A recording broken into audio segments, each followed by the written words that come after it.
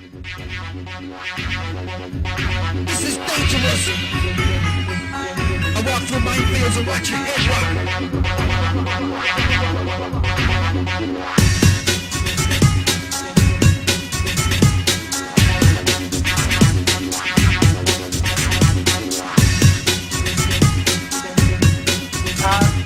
My name is Jérôme.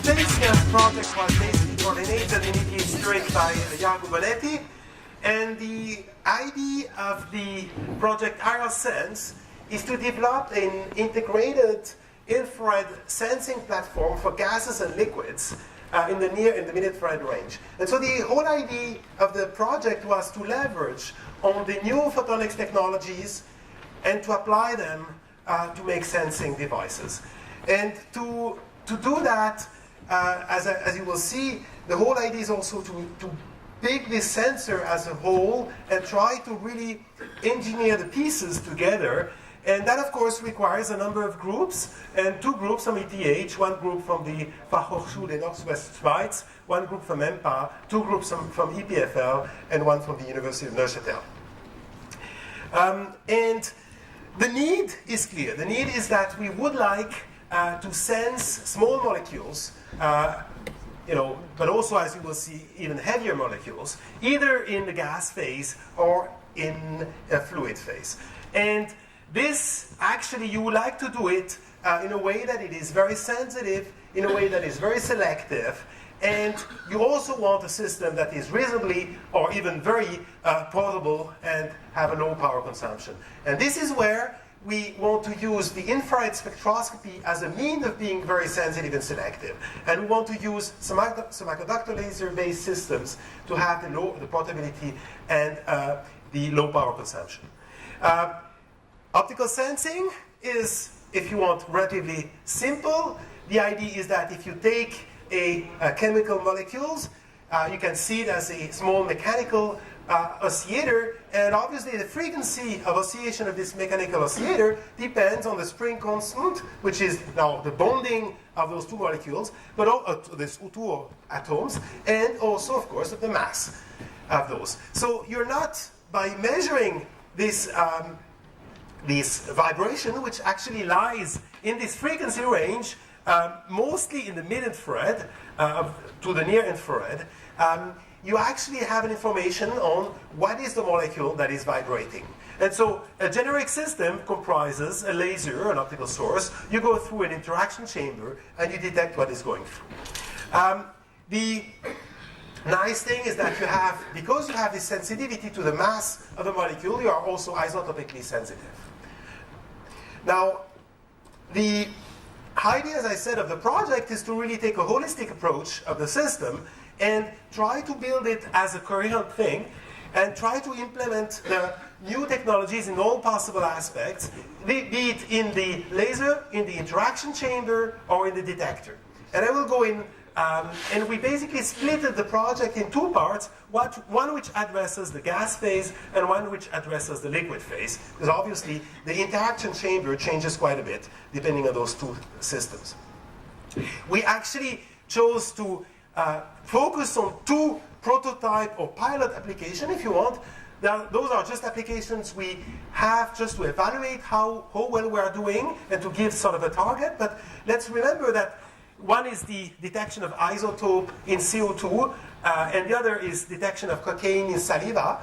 Those are two relatively challenging applications, and also challenging applications for which there are really a real demand. But the whole idea of the project is that the technologies that we're developing should be much more widely applicable than just two examples. And one example for the liquid, for example, would be to do the monitoring of the hydrocarbons in water.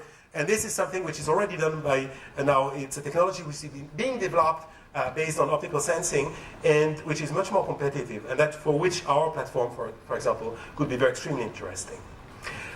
So a few results, because I have a very limited time. One, if you want, the most standard, or let's say one of the most mature application is the application of a vertical cavity semiconductor vertical cavity surface emitting laser based tunable diode laser spectroscopy system. The system is based on a relatively conventional system based on a VCSEL laser and a detector. What is new here is, of course, the VCSEL itself, which is developed in the group of Elie Capon in EPFL. And this system is so mature and actually has really satisfied a lot of the requirement of the industrial partner that is really now being industrialized. So I unfortunately cannot say much about it because the industry partner doesn't want us to be too open about what the results, but as you may think, those results are good. One other aspect for the gas cell is the development of a gas cell which allows you at the same time a long pass length and so which allows you to have a good sensitivity and also a compact solution. And here, this is a new type of gas cell which is being developed in EMPA, which can be used either in direct absorption, meaning you go through the cell and you measure how much light has been absorbed, or also as photoacoustic. So with this cell, we can at the same time have a long interaction length and also use different sensing techniques. So it's again based on this idea of a platform. And what I'm very happy to report is that we can already, the group of EMPA, with a wrong laser and with a prototype cell, which is not the final version, they were able to benchmark this cell to a commercial instrument from Picaro, which is using a much more which is using a much more sophisticated detection technique because it's based on ring-down spectroscopy. But because we are working in the mid-infrared, we can take advantage of much stronger absorption lines.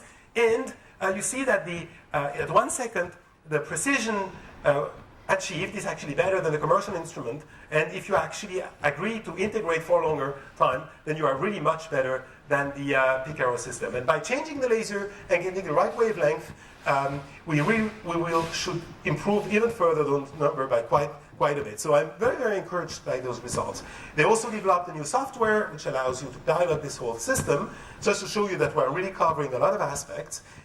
So as a conclusion, at this kind of mid-time mark, I'm really happy to report that in terms of the most, if you want, mature system, the near-infrared gas system, we have a system which is now being industrialized.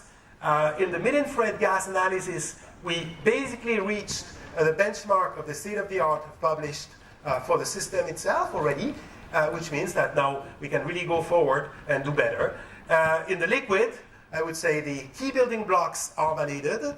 We have new detectors and new lasers, and obviously, of course, let's say the degree of achievement is also inversely proportional to the novelty, because this IR liquid sensing on micro waveguide, this is something which is really new and has really, I don't know of any other example of groups having done this type of development. With that, I thank you for your attention, and obviously this was the work of this whole IrSens team out of this group. From ETH is the group of Marcus Sigrist and myself. In EPFL is a group of Elie Capon, Eduardo Charbon, Nico de Roy, Hans-Peter Erzig. In Uni-Neuchâtel is Daniel Hofstetter, and the Fachhochschule Northwest Schweiz, Herbert Loser, and EMPA is a group of Lukas Omenegger. And thank you very much.